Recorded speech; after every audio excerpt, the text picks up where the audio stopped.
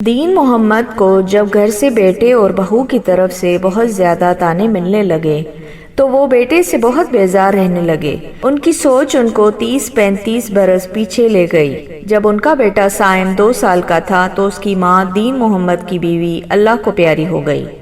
دین محمد نے بیٹے کو ماں اور باپ دونوں کا پیار دیا۔ جب تھوڑا بڑا ہوا تو بیجا ضد اور لاڈ پیار سے بگڑنے لگا۔ دین محمد اپنی قلیل آمدنی سے اس کی ہر ضد پوری کرتے۔ جب بیٹا پڑھ لکھ کر ایک پرائیویٹ ادارے میں اچھی ملازمت پر فائز ہو گیا تو دین محمد کو پوتوں پوتیوں کی یاد ستانے لگی اور اس کی شادی کی فکر ہونے لگی، کیونکہ دین محمد بیٹے کا کھانا پکاتا، اس کے کپڑے دھوتا اور استری کرتا۔ اب وہ چاہتا تھا کہ کوئی اس کے گھر والی بھی آ جائے تو اس سے بھی کچھ سکون ملے۔ آخرکار ایک اچھی جگہ بیٹے کا رشتہ ہوا اور امبرین اس کی بہو بن کر آ گئی۔ شروع میں تو دین محمد کو کھانا ملا، لیکن بہو بولی، میں اتنا کام نہیں کر سکتی بابا، آپ اپنا کھانا خود بنا لیا کرو۔ بابا نے بیٹے اور بہو کو دیکھا اور خاموشی سے سر جھکا لیا۔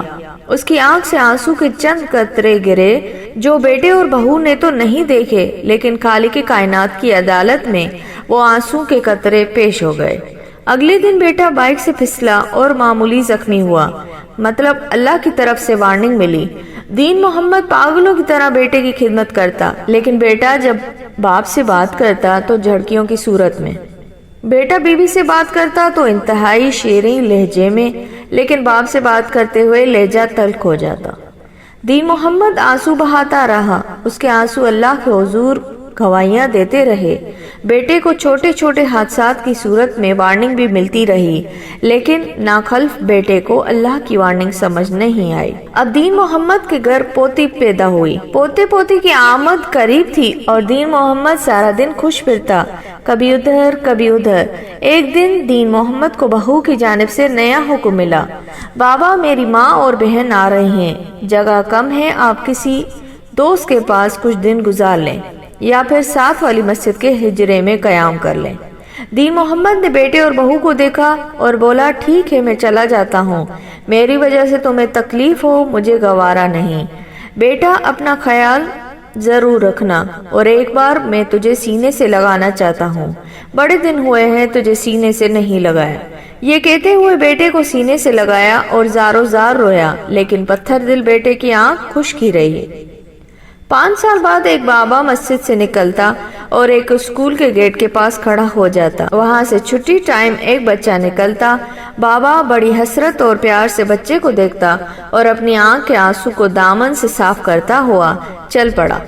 یہ بابا دین محمد تھا جو اپنے پوتے کو دیکھنے کے لیے روز چھپتا چھپاتا آتا اور دیکھ کر چلا جاتا۔ یہ معمول چلتا رہا۔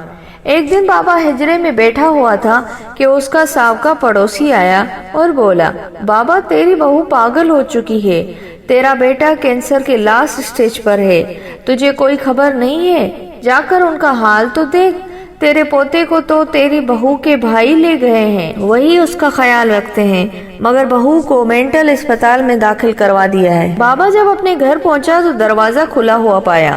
اندر کمرے میں ایک گندی سی چارپائی پر ایک ہڈیوں کا ڈھانچہ پڑا ہوا تھا جو کہ اس کا بیٹا سائم تھا۔